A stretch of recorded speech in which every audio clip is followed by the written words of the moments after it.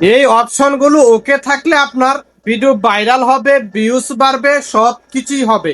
কারণ আমার ভিডিওগুলো ঠিক এভাবেই ভাইরাল হচ্ছে। চলুন স্ক্রিন শেয়ারের মাধ্যমে সব কিছু দেখিয়ে দিচ্ছি। তাই আমি বলেছিলাম ভিডিওতে ভিউজ বাড়বে, ভাইরাল হবে, এই অপশনগুলো ওকে থাকলে আপনার কোন অপশনগুলো আপনাদের কাছে আমি দেখাবো, কারণ আমার ভিডিওগুলো কিন্তু ঠিক সেভাবে ভাইরাল হচ্ছে। আমি যে অপশনগুলো ওকে করে রেখেছি সেই অপশনগুলোর কারণে কিন্তু আমার ভিডিওগুলো ভাইরাল হচ্ছে। এই যে দেখেন এই একটা রিলস, এটার উপরে যদি একটা ক্লিক করে দেয়, এই যে দেখেন আমার ভিডিওগুলো 1.4 মিলিয়ন, 1.2 মিলিয়ন, 1.7 মিলিয়ন পর্যন্ত ভাইরাল। আচ্ছা, এখন মূল কাজে চলে যাই। এই যে দেখেন আপনার একটা পেজে আসার পরে এখানে উপরে পেয়ে যাবেন একটা সেটিংস নামে একটা আইকন। এটার উপর একটা ক্লিক করে দেওয়ার পরে একটু অপেক্ষা করে এখানে পেয়ে যাবেন একটা, এই যে দেখেন সেটিংস এন্ড প্রাইভেসি। খুব মনোযোগ সহকারে দেখবেন, ভিডিওটি খুবই গুরুত্বপূর্ণ একটা ভিডিও ভাই। আপনি কাজ করতেইছেন, এটা সম্পর্কে জানতেই হবে। এই সেটিংস এন্ড প্রাইভেসির উপরে ক্লিক করে দেওয়ার পরে আবার এখানে আপনি পুনরায় পেয়ে যাবেন সেটিংস নামে একটা অপশন। আবার এটার উপর একটা ক্লিক করে দেওয়ার পরে এখানে আমাদের অনেকগুলো অপশন আছে। এই অপশনগুলো সম্পর্কে আমাদের ধারণা রাখতে হবে, জানতে হবে। আমি সব সময় কিন্তু technology, tech related Facebook tips trick সম্পর্কে কিন্তু ভিডিও বানিয়ে থাকি। যারা দেখেন তারা জানেন, না দেখলে অবশ্যই আপনাকে জানতে হবে, শিখতে হবে। এই যে দেখেন প্রেফারেন্স নামে একটা অপশন দেখতেছেন, এটার ভিতরে অনেকগুলো অপশন আছে। সবচেয়ে গুরুত্বপূর্ণ এটার ভিতরে একটা অপশন আমি দেখাই আপনাদেরকে।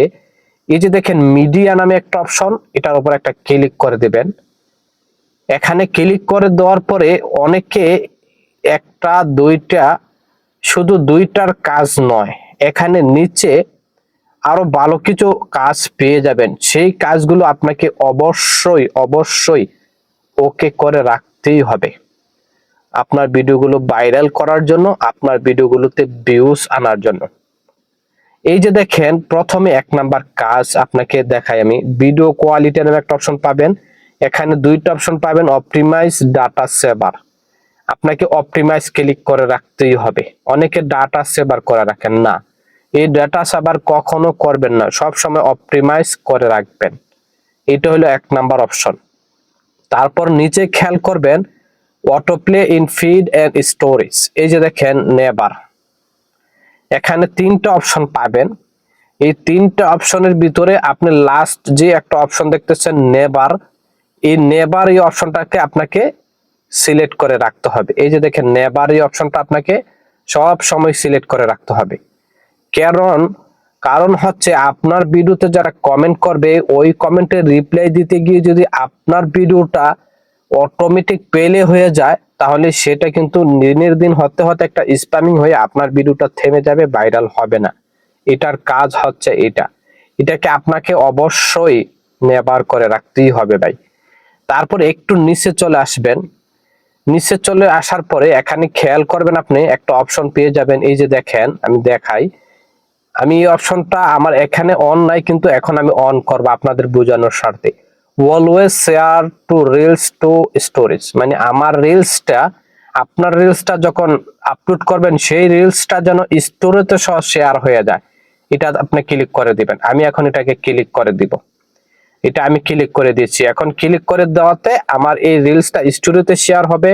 এমন হতে পারে আপনার রিলসটা কেউ দেখছে না, সেই রিলসটা স্টোরিতে দেখে কিন্তু আপনার ভিডিওতে আসতে পারে। এটা করে রাখতে হবে। তারপরে নিচে আরেকটা অপশন পেয়ে যাবেন, এই যে দেখেন এটাও আপনি অন করে দিবেন। এই যে অটোমেটিক ক্লোজ ক্যাপশন, এটাও আপনাকে অন করে রাখতেই হবে।